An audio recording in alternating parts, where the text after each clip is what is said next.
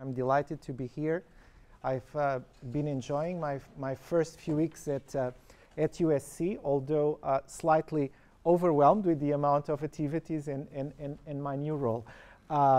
As many of you know, a lot of my work related to climate change has been primarily in the areas of mitigation.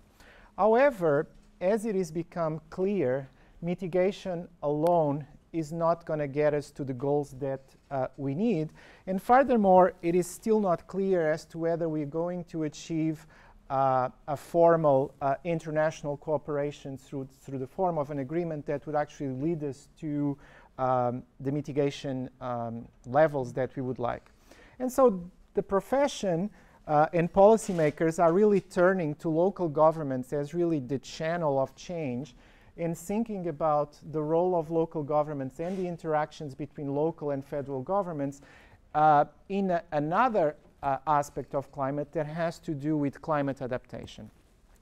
So this work started in that vein, thinking about how can communities adapt to climate change. And while most of the work that you've probably seen in climate adaptation has to do with flooding primarily, I think a very important area is really the area of air pollution. So how do we think about adapting our cities for air pollution if we believe that the interactions with climate may actually exacerbate local air pollution? So this is work in progress. We just started a few months ago. Is joined with Mirin Morkaji, who is a PhD student of mine from Cornell, and Edser Severnini, who is a new faculty member at Carnegie Mellon. And I would start by saying that what we are going to try to do here is to give you some of the estimates of the interactions between climate and the local air pollution, focused primarily on ozone. And the reason why we are going to be focusing on ozone is because the health effects of ozone are extremely well documented and range from lung diseases, including asthma and difficulties of breathing, all the way to premature death. And in fact, about a year ago, the Union of Concerned Scientists attempted to measure this climate penalty on ozone, partly because while the health effects of ozone are extremely well documented, there's still quite a bit of uncertainty on the magnitudes of what this penalty is. And so we are going to think of a penalty as being the result of the interactions between climate, primarily through temperature, and local pollution. And so what I want to do today is to, first of all, giving you an overview of the literature that has attempted to measure the effects of the Clean Air Act on ozone concentrations. And this is primarily done through the standards that the federal government implements, actually the federal government sets and then are implemented through the local air quality management districts. And the mechanism typically for measuring these effects empirically is by looking at county level attainment status. So I'm going to start with that. I'm going to try to provide some magnitudes of the climate penalty on ozone. Then I'm going to argue that based on preliminary data analysis, it appears that we can detect some level of regulation-induced adaptation. So in other words, local communities are facing a climate penalty. The climate penalty may lead them to move from attainment to out of attainment, and as a consequence, strategies are going to have to be put in place locally that brings the county back into attainment. To the extent that those activities are taking place, the Clean Air Act amendments through the provisions that designates counties into attainment or out of attainment actually could provide a mechanism for local adaptation. Then once I convince you that there is some adaptation, unfortunately, we are going to conclude that at least at the present time, the level of adaptation is relatively small. And so as a consequence, when we put the climate penalty in perspective and start calculating the foregone health benefits, we're actually going to conclude that the foregone health benefits are going to be fairly large. And actually, when we project them all the way to 2020, we could be talking orders of magnitudes of $5 billion. And then the last point, which is actually really timely, you probably have noticed that just last week EPA announced that they are now getting ready to tighten further the ozone standards. And so what I'm going to try to argue here today, perhaps not siding too much with environmental movements, is that those proposals for tightening of ozone standards may actually be somewhat frustrated because they are going to be partially neutralized via the climate penalty. So a very important question is really, given the new proposal for the ozone standard, how much of that tightening are we really going to see? So I want to put this work in perspective so that you appreciate, some of you in the audience are students of my economics class, and I've been trying to emphasize the role of economics in public policy research. I also want to emphasize the role of economics in interdisciplinary environmental research. And so much of this issue of the climate penalty has been primarily studied by atmospheric scientists and climatologists. And typically what they do is they develop these very comprehensive simulation models. Often they downscale them to the regions, and then they measure via simulations what the penalty is. Our concern with those models is that by relying on simulations, they typically ignore the potential for climate adaptation. In other words, the potential for economic activity and individuals to respond as they are observing the climate effect, but also to respond to local regulations and exploit local regulations as a mechanism for adaptation. So I'm going to argue that it's very likely that most of the scientific literature overestimates the magnitude of climate penalty. The second contribution of the work has really to do with this growing literature on the economics of climate change. And here, the most important thing is really how do we think about the modeling of climate. So when it comes to climate, there's really, it's really important to distinguish between what we think are unexpected climate shocks from what we would consider to be the long-term climate trends. And it's actually very important to distinguish these, and in our work with the IPCC, this is actually still somewhat problematic when it comes to the interactions between social scientists and physical scientists, partly because if we don't distinguish those two forms of climate, we are not really speaking to a more public policy audience, partly because, as you can imagine, depending on the source of climate, there may be more or less opportunities for adaptation. So, for example, if you are faced with an unexpected climate shock, your likelihood of adaptation in the short run is very close to zero. On the other hand, if you are a well-informed policymaker or local agent that is tracing a longer-term increase in temperature or what we would call a long-term climate trend, perhaps you're going to have plenty of time to design the strategies for adaptation. And we're going to argue that in the context of this penalty on local air pollution, this longer-term trend in climate is actually disentangling the two is going to allow us to measure some of the adaptation that is taking place. The final contribution, and this relates to some of my own work on air pollution, is that I am now convinced that for a very long time we have systematically underestimated the measurement of the benefits of the Clean Air Act. I have a paper forthcoming in the Review of Economics and Statistics that measured the distributional impacts of the Clean Air Act. And in going back to most of the literature, it became very apparent to me that we typically assume that climate is affecting both attainment and non-attainment counties in a sense, in an equal fashion. And as you're going to see in a minute empirically, this means that we are not interacting attainment status with climate. And so as a consequence, this is going to be likely a result in an underestimation of the true effects of the Clean Air Act, and I'm actually going to give you the magnitude of that effect. So what am I going to do today? I'm going to, first of all, run us, even though I'm not a chemist, when you do this type of research, you need to learn a little bit about some fundamentals here. So I'm going to give you a little bit overview of the process of ozone formation for you to realize that from a public policy, tackling ozone is actually very complicated. I'm going to give you an overview of regulation of ozone under the Clean Air Act. And then I'm going to actually dive into a full empirical analysis that I'm going to try to present in the most simplified way. And the goal of all that empirical work is really to tease out the magnitude of the climate penalty.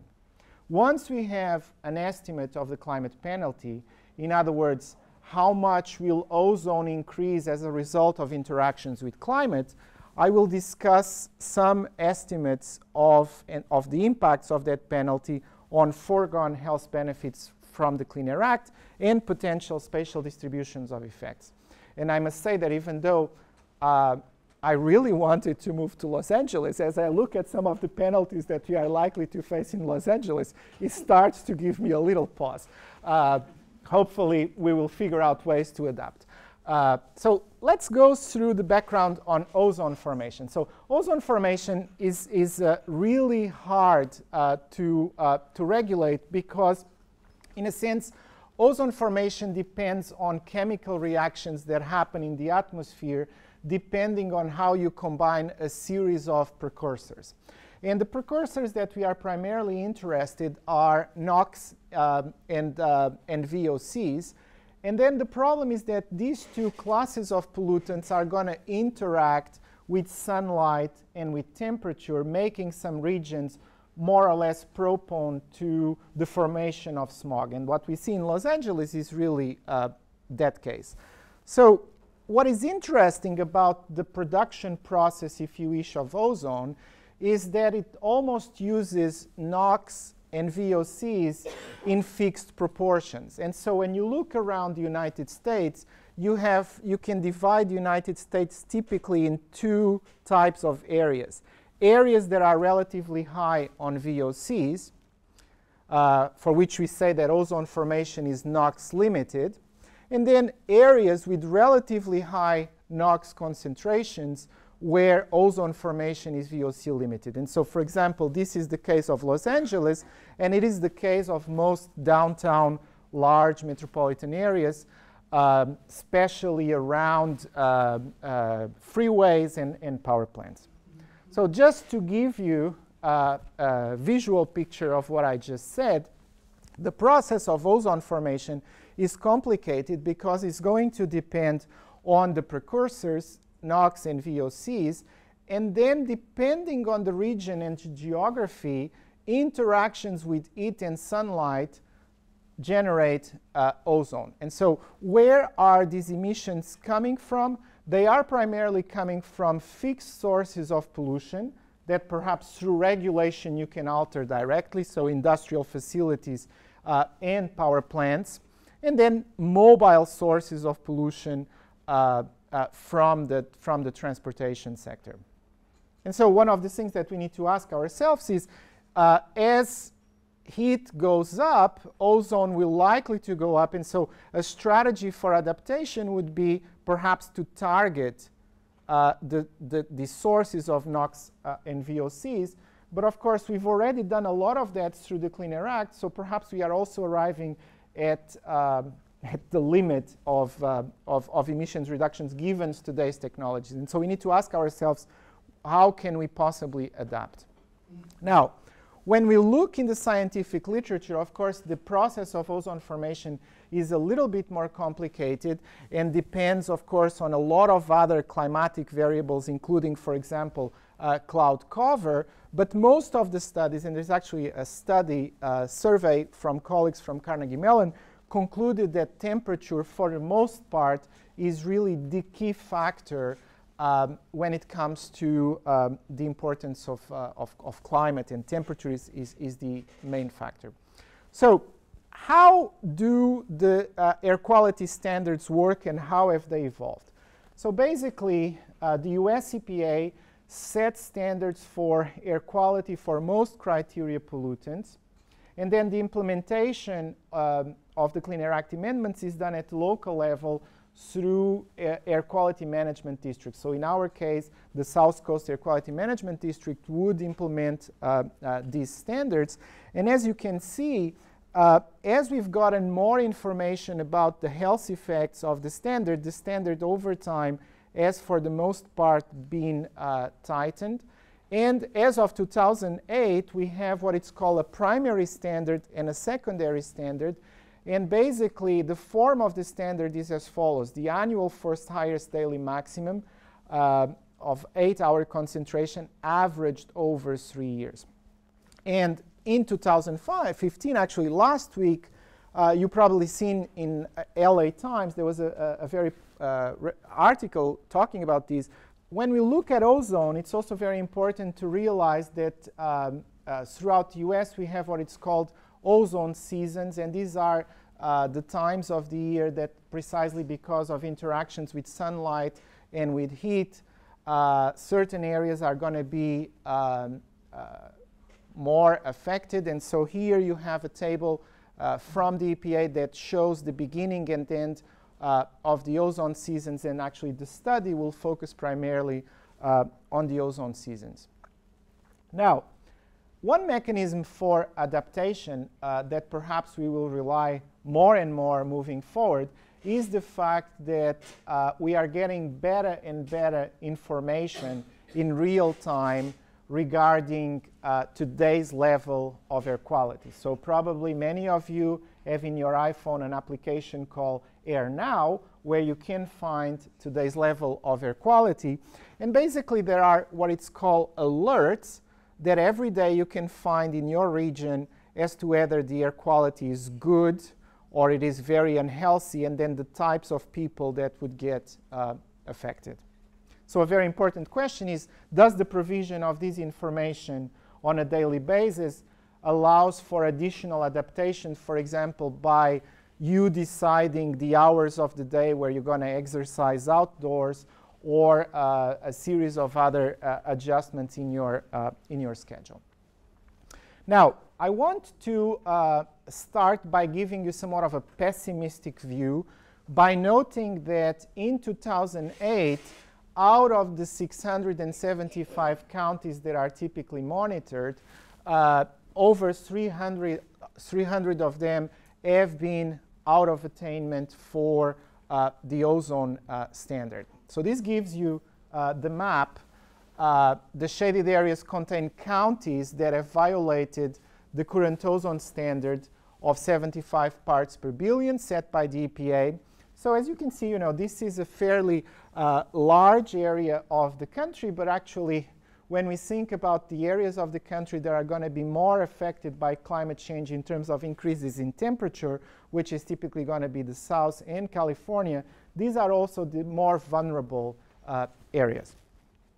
So what we are going to do, and the first step on the research process was really to just test the concept. So we're going to start actually the much smaller data focusing on the ozone season for 153 counties in the United States. They're going to cover primarily 34% of the population. We're going to go back in time and actually trace emissions at the monitor level all the way to the 80s from 1981 to 2005. And we're really combining three sources of data.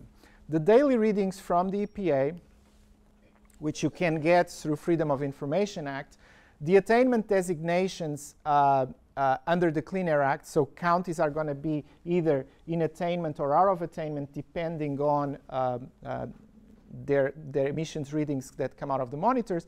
And then we're going to couple that data with the PRISM climate data set, for which by months and year we're going to have temperature and precipitation levels. So let's first look at the evolution of ozone from early 80s till the present. And what you will see is that when you plot the first highest readings, that for non-attainment counties, actually ozone concentrations, even though we still have many counties in violation, have actually dropped by about 30%. Right? So the Clean Air Act is for the most part, working, and indeed the designations that you get through this attainment status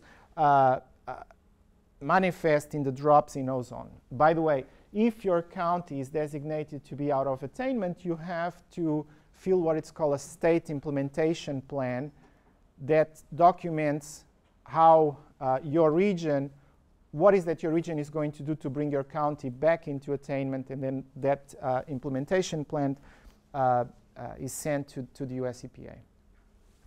Now, we are going to try to model the sources of climate variation, making a very important distinction between what we think is climate versus fluctuations in weather. And so the way we think about these is the following. There are deviations from mean temperature that we're going to think of them as weather shocks. And then there are what we call moving average based on past temperature that are going to represent the evolution of temperature from the 80s all the way till the present. And so we are very interested in documenting how each of these sources of weather versus climate is going to affect local air pollution. Now, I want to remind you that part of the reason we are constantly using the term temperature vis-a-vis climate is because temperature is going to be a very good proxy for climate. And in fact, when you look here at the correlations between temperature and ozone concentrations, you can indeed see that temperature is a very important input in the production of ozone, and the correlations are indeed incredibly high. Now, what is that we are going to do econometrically? And I'm going to spend a few minutes try to explain the model that is estimated and then give you an intuition for why the model is being estimated the way it is. So I attempted to explain earlier that the mechanism of implementation of the Clean Air Act is this attainment designation. So every year you are either in attainment or out of attainment. And so the first thing that we want to know is whether a county C at a certain point in time is in attainment with the ozone standard or not. So we're going to try to explain ozone concentrations in county C in a certain months in a certain year, and actually in climate regions as a function of your attainment status, as a function of the temperature that we think is a shock, as a function of the moving averages, in other words, of the climate that has accumulated through time. And then what we are going to try to do to disentangle the behavior that happens in attainment versus non-attainment counties is simply to interact the temperature variables with the attainment status. What this allows us to do is basically to ask the following. Are counties that are out of attainment adapting to climate change if the effect that they have on temperature is fundamentally different than the general effect that temperature is having on attainment counties? And then, of course, we need to control for everything else that is happening in these regions, and economists typically do that with these things down here, which are controls. So, for example, because these effects are very regional specific, we're going to control actually for the latitude and longitude of the monitors, and then we're going to have what it's called county dummies, that all economic activity that is happening that could affect ozone will be explained there. So I want to give you a sense of the effects, and the first point I want to make is that when you run a very simple model of the relationship between ozone and temperature, what you find is that the average temperature essentially raises of ozone concentrations by about 3.3 parts per billion. And what is important to understand is that that effect can be further decomposed between an effect that has to do with the lag, in other words, the climate, and the immediate shock. And so when researchers simply use average temperature, they are unable to disentangle the source of this unexpected climate shock vis-a-vis the climate trend. And so this is what this model does here. Now, model 3 basically runs a regression where ozone is attempted to be explained by variations in exogenous unexpected shocks, climate, and the regulation, right? So the Clean Air Act attainment status. Now, when you run a model like this, the interpretation of this coefficient is very simple, and it basically says that annually the regulation explains, roughly speaking, 0.83 reductions in parts per billion, which if you sum through the entire study period, you would get back the, roughly speaking, 30% of emissions reductions that I showed you in the figure earlier. Now, what is important to note is that this is the traditional way that we've used to measure, for example, the effects of regulation on ozone concentrations. But now, what I want you to realize is that once we start interacting temperature with attainment status, we note that the coefficient on the regulation actually grows by a very large amount, suggesting that there are hidden effects in non-attainment counties that have to do with climate interaction. So in other words, the true effect of the regulation is not to reduce emissions by 0.83 parts per billion, but actually the true effect of the regulation after you control for weather and climate interactions is much larger, and it's actually 6.82 parts per billion annually.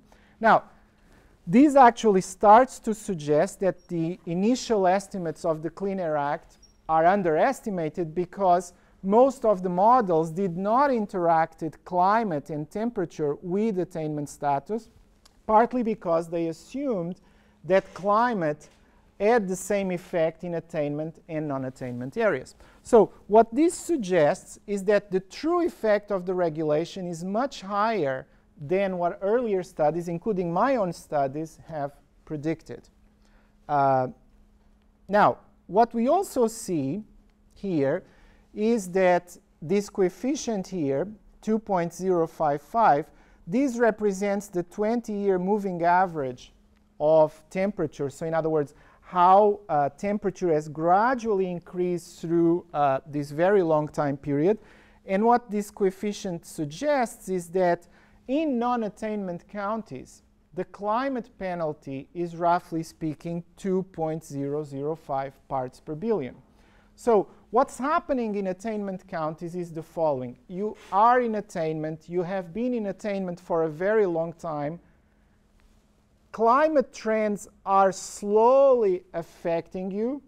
You're actually seeing increases in emissions, but because you are still below the standard, you're basically either not recognizing or you're still not doing anything to adapt. Now, this is actually raising a red flag because counties that have historically been in attainment but that are constantly at the virtue of being out of attainment, to the extent that they are not recognizing this effect, they could be brought into attainment rather quickly. And one of the questions that we are asking next is how long does it take for the attainment status to change? Now, this coefficient here is basically the interpretation of relative to attainment counties, what is happening in non-attainment counties. And what we see is a negative coefficient suggesting that, in fact, some adaptation is happening in counties that are out of attainment. So why are they adapting? They are adapting because of the following. Remember that ozone is a result of the emissions of precursors, NOx and VOCs, and interactions with climate. The minute you get out of attainment, from a regulatory point of view, it doesn't really matter what the cause was. It doesn't really matter if it was via a climate temperature heat effect or whether it was because of your emissions of NOx versus VOCs. So the minute you are out of attainment, the regulation kicks in locally, and you have to do something to adapt. So what this suggests is that the penalty in non-attainment counties is actually the difference between the penalty in attainment and the level of adaptation. Now, what this also implies is that overall, when you look at these levels of penalties, the climate penalty altogether is actually compromising the effectiveness of the Clean Air Act by roughly 24%. I mean, this is a huge effect. And by the way, this is not an effect that is driven by the small sample that we have. It's actually consistent with papers that climatologists who actually have much more complicated climate simulation models have predicted. What they have failed to predict is this idea that there is regulation-induced climate adaptation in non-attainment counties. Why? Because the minute your county gets out of attainment, you're going to have to do something to bring it back into attainment. And so what we find is that roughly 90% of the penalty is reduced in non-attainment counties. How do you get to that? You get the coefficient here, which is basically the penalty in attainment. You get the reduction in emissions that you are seeing in non-attainment counties, and basically you do the ratio, and you get roughly 90% of the penalty. So what this suggests is that two things. Non-attainment counties are indeed adapting to this long-term climate trend. But you also see that when we interact attainment status with the average temperature, you actually see an increase in emissions of about 1.15 parts per billion, suggesting that, perhaps as we would expect, that local communities don't have any ability to adapt to unexpected climate shocks. So, for example, you can think of an unexpected climate shock or something that would mimic an unexpected climate shock when there is a wildfire in San Diego that creates both directly the emissions, but also somewhat of a heat effect. Your county is brought into out of attainment. But again, there's nothing you can do other than try to tackle the fire, but you're going to be out of attainment, basically. So what this suggests is that the central result, and again, this is still work in progress, but the central result is basically suggesting that non-attainment counties have 19% less penalty than attainment counties. You need to understand this because essentially what these counties are doing is that through the Clean Air Act, they are responding to the climate trend that they are observing. We have two bad results here. Attainment counties are having what I would call a silent effect because emissions in those counties are getting worse, but because those counties are still not in violation, either that effect is not salient or they are still not doing anything to adapt. So actually, it's going to be very important for us to document the heterogeneity of the effect in attainment counties. But then in non-attainment counties, our next step is really to think about the channels of adaptation. Now, what could be the channels of adaptation? And this is a very important discussion because the channels of adaptation will determine potential mechanisms for public policy to further strengthen those channels. The first one, which is actually documented in many earlier studies of the Clean Air Act, is that remember that economic activity produced at different hours of the day will generate different levels of ozone emissions because of the interactions with heat and temperature and sunlight. So a potential explanation for this 90% less penalty is that regions such as Los Angeles are already adapting through the Clean Air Act by shifting production along the hours of the day. This was actually documented in earlier work by Vernon Anderson as a mechanism to comply with the Clean Air Act. The second regulation-induced adaptation is that we are putting additional pressure to reduce further the emissions of ozone precursors, in particular NOx. And then the third level of adaptation that my colleague Matthew Kahn likes to stress a lot, but that I have some concerns, is that you could say that in the long run, this is not going to be a big problem, and we are exaggerating the level of this penalty. partly because we believe that people and economic activity could simply move. Well, I'm primarily interested in the distributional effects of climate, and I've been for a very long time interested in the distributional effects of public policy in general. And even if some people can move, I think this creates what I would call a climate gap, where Lisa has been very interested in environmental justice. And so I think this migration as a strategy for adaptation could actually further increase the regressivity, if you wish, of the interaction between climate and air pollution. And furthermore, we don't have in the literature any careful study that documents how individuals respond in terms of migrating in response to pollution levels. So it's either because we haven't yet gotten to the levels of pollution that they have become so salient that triggers the migration, but we certainly don't have that estimate. So I would argue that most of the explanation for this weakened penalty in relation to what climate models have predicted and in relation to attainment counties has to do with the shift of economic production. So I want to emphasize 2 or 3 key results here, which I think are quite alarming, and they are consistent with what atmospheric scientists have been telling us, and I'm going to try to put a dollar amount on those. The first one is that this penalty basically reduces the effectiveness of the Clean Air Act by about 24%. So this is a very large effect, because you can interpret this in 2 ways. Either this 24% are going to have to be translated in foregone health benefits, or for you to avoid this 24%, you're going to have to ramp up regulations in a way that you're going to have rather large costs of environmental local regulations. Okay? So how do you get that? We know that the Clean Air Act induces roughly 6.8 units of parts per billion reduction. The penalty is about 1.61 after you've already accounted for the adaptation effect. And so basically you're compromising the Clean Air Act by about 24%. This is a fairly large effect. Now, when we take conservative estimates of the health effects, for example, using a recent paper by Michael Greenstone from the University of Chicago that looked at the NOx program, if you look over a decade and taking into account the ozone season, scaling up the sample, the Clean Air Act would generate about a $5.4 billion benefit, and the penalty is about $1 billion.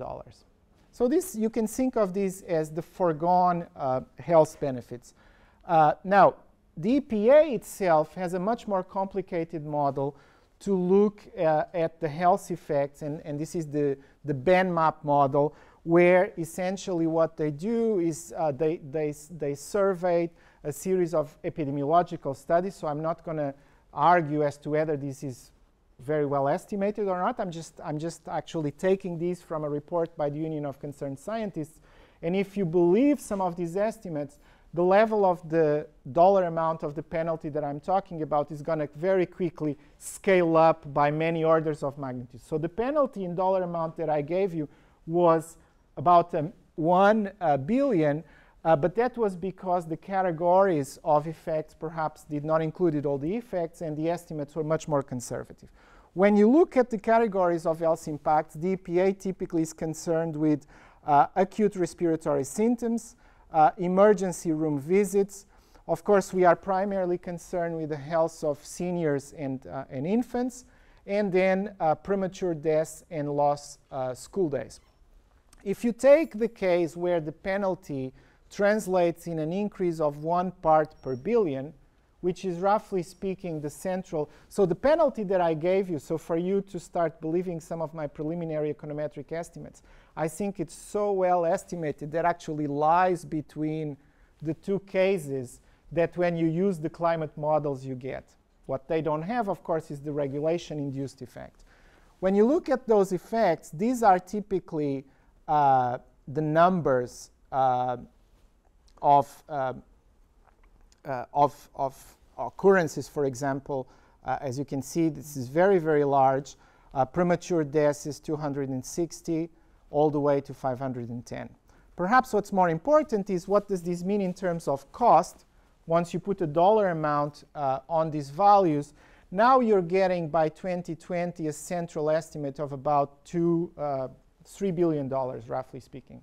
So this is a lot higher than the estimate that I gave you. And this is because, of course, the EPA considers all these effects. And some have said that some of the measurements of these effects are a little bit overestimated. So I gave you my own preliminary conservative estimate, but I also wanted to give you these for you to be somewhat alarmed. Now, to alarm you even further, and this was the table that really disturbed me. This is done by the Union of Concerned Scientists. What you can see is that when you look at acute respiratory symptoms, California is actually going to have, in the central estimate by 2020, very large effects. In fact, this would be the place where you would see manifested the climate penalty. And in terms of healthcare costs, the central estimates for California just in 2020 are also quite alarming. So I want to conclude by asking, what does this mean for the current proposals for the reforms of the ozone standard? And as you've noticed, and this is just using my own estimates, the proposal was to reduce the ozone standard, or to tightening the ozone standard further by 5 parts per billion.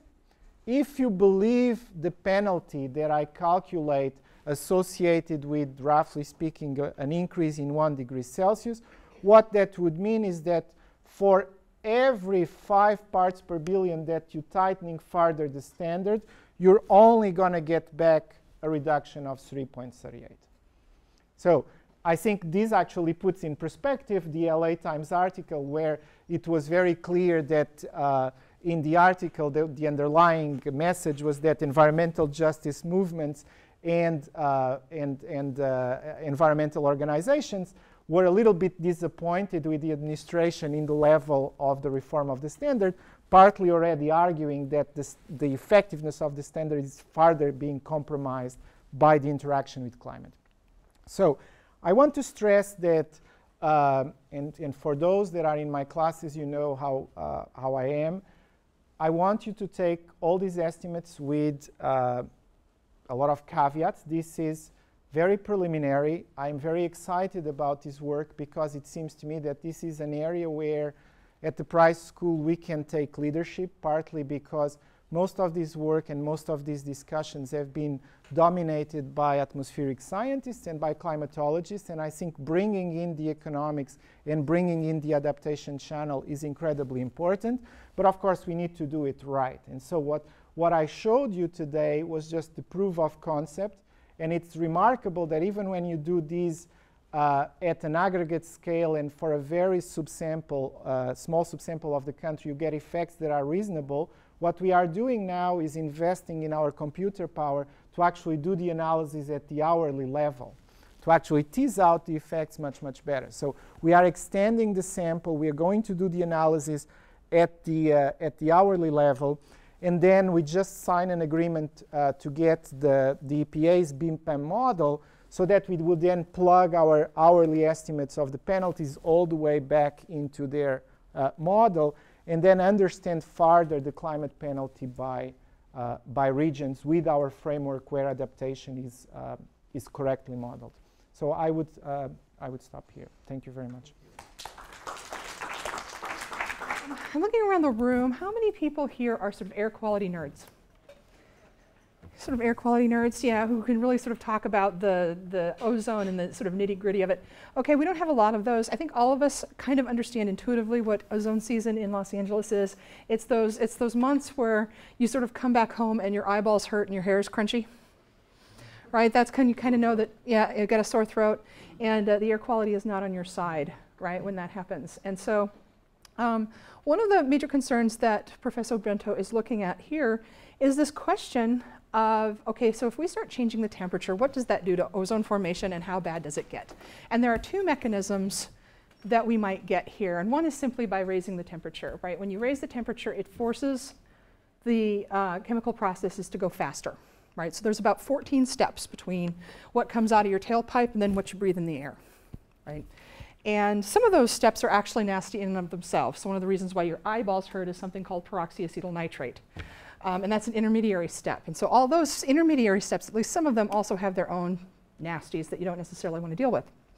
But that temperature pushes that reaction a little bit faster. The other sort of question, that's one of the things that I would sort of push here is in thinking about more research is, you know, raising our average yearly temperature is going to show an effect, absolutely. But there's also the possibility that we're just going to have more days of higher temperatures, right? And that's going to influence the average, but it's probably going to influence, it's also going to exert a separate effect on how many people are exposed to dangerous levels of ozone. So when you actually look at the way the Clean Air Act really examines or disciplines counties is they ask, you know, what are your levels, what are your concentrations, and how many days are you there? So that's one of the things you can find out is just how many days is LA County in non-attainment, right? And you can intuit, right, that actually being out of attainment 7 days is much better than being out of attainment 90 days. And so one of the things that we're worried about with the climate penalty is simply that our temperatures on average are going to go up, but we're going to have more and more days when we start to see these effects. And that can actually enter into your problems separately from what Dr. Bento has here. So that's something to keep in mind.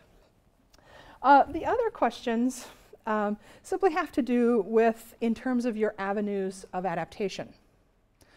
There are real grumps, I think they are legitimate, that even though we do have a federal and state air quality regulation, there aren't as many teeth as there should be in it, right? There are a lot of paper penalties that non-attainment areas might experience, but how often does the hammer really fall in any sort of meaningful way?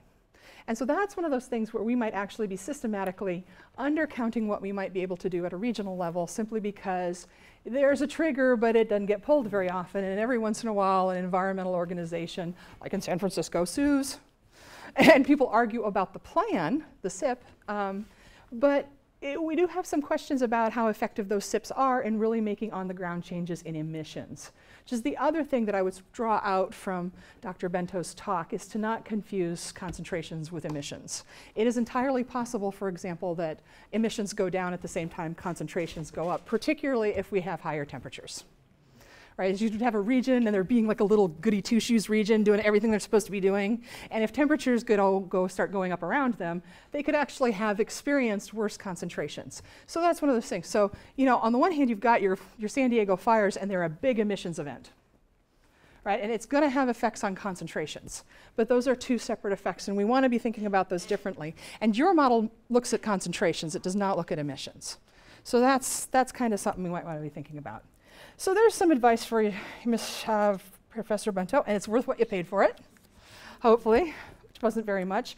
My other job here as sort of a resident planning faculty is to help the planning students see how this affects what they're doing. Putting this in the context of the Clean Air Act is very, very interesting, I think, simply because it's such an important environmental law. There is no possible way, even if you are the cheesiest analyst you're ever going to find and you have a little like set of tinfoil hats in your bedroom, right, that you can run a cost-benefit analysis on the Clean Air Act and have it turn out where it hasn't been unquestionably positive. No matter how conservative your assumptions and no matter how hard you try to disadvantage a positive result, you get a positive result with the Clean Air Act. It has been by far one of our most effective environmental regulations at the federal level. That said, it also taught people a lot. It taught lobbyists a lot. It taught industry a lot. And we haven't been able to move around with it as much as we might want, right? And so one of the reasons why some of this work is so important is to be able to sort of reestablish our understanding of the value of federal regulation in air quality, but also understand that if we're probably going to see any action here, it's probably going to be in regions, right? The real critique of the Clean Air Act that has taken hold was simply a regional one. You know, okay, so if Los Angeles has an air quality problem, I'm in Iowa, why do I care? Why should I have to put, you know, a carburetor in my car to deal with the problems that the Californians made for themselves? And as a result, it has been very, very, very hard, right, to move the standards around at the federal level. That said, the EPA has done an amazing job with the sorts of compilations and meta-analyses of epidemiological studies showing us that the benefits of paying attention to where these standards are really do outweigh the costs to industry. But it's gotten harder and harder and harder. And we're getting to the point where we can't even pass a highway bill. Right? That used to be a no-brainer. You used to be able to set your clock by that. It's okay, it's, you know, it's Wednesday, by 5:30 we should be passing a highway spending bill. And we can't even do that anymore, right? So you can imagine in the divided and partisan politics that we have at the federal level, how difficult it is to really see movement on these standards. So if we want to affect change, we're going to be doing it with regional interventions and doing a lot of the things with, I mean, the great things about climate change is that many of the things that we say we should be doing to mitigate are things that we've been wanting to do for 4 decades anyway. Right? I remember having this conversation when I started learning about climate change and people were like, oh, and I was like, oh, I'm a transportation person. Well, what are we going to do? Right? What do you guys, it's just a big new thing. And people are like, oh, well, we want to get people out of cars and reduce, you know, the amount of fuel they're consuming. And I was like, oh, you mean like we've been trying to do since 1950 or so?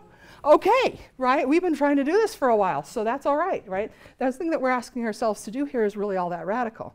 It just means that we're doing it in an environment or an air quality environment where an emission that's coming out of a tailpipe now has a different impact than when the world was a cooler place. So that's worth keeping in mind. I think I have just about covered everything I need to for helping students understand why at the regional level we're looking at localists to try to help this happen. The other thing, one last thing in terms of travel demand, one of the reasons why we want to make that distinction between emissions and concentrations is simply being able to try to figure out the connections between the two of them. In climate models, we're fairly fortunate, right? Climate models are very the connections between transportation, for example, and tailpipe emissions for climate emissions are pretty much a linear function of fuel consumption. You burn the gas, you got the emissions. This is not true for ozone, tragically. It's much harder with ozone. And one of our major problems with ozone modeling, right, future modeling of ozone, which is one of the reasons why it's so important that he's actually looking at on-the-ground concentrations instead of modeled results, is that our travel demand models are so bad. You know, we do them, we're not very good at them. We've got lots of beautiful math, and the results are simply that we just don't know as much as we would like to know about travel demand or the connection between how much people drive and emissions. Here's one of the problems, and I'll give you sort of a follow-up for why this actually makes Dr. Bento's job harder than it already was, and that is simply, let's think about Uber. Right? Uber is one of those wild cards that could really change up the universe that we're looking at in a few years. So we've got Uber, and let's say it takes you off the road. Good job, you. Right? And you take your Uber. But what if he was actually driving a Prius, and the Uber driver is driving a muscle car with a wooden spoon stuck in the fuel injector? Right? So it just basically guzzles, right, fuel like the USS Indiana. Right? That kind of switch could actually be much worse for the local environment, right? And so those are the problems. We don't know as much about the fleet that's on the road that we'd like. We don't know how well tuned that fleet is, and we're actually not all that good at predicting how much people drive. And so with those kind of inputs on the travel side, it's really hard to get a good sense, right? So there's that, then there's 14 different stages here with like a million variables affecting all of those different steps. And somehow we're supposed to predict ozone on the other hand. And so as a result, our ozone inventories, right, are not as accurate as we might like them. And that only gets worse for those of you who went to Susan Handy's talk, right? Because the point of Susan Handy's talk was simply that traffic is changing, right? Traffic is changing. The way we travel now is changing. A lot of us think those changes are going to be good and take cars off the road, but that's not necessarily inevitable, right? They are certainly changing the costs of travel, and that could cause people to travel more, not less. So I think I've done my job and earned my keep for the day. Thank you so much again, Antonio. It was a pleasure.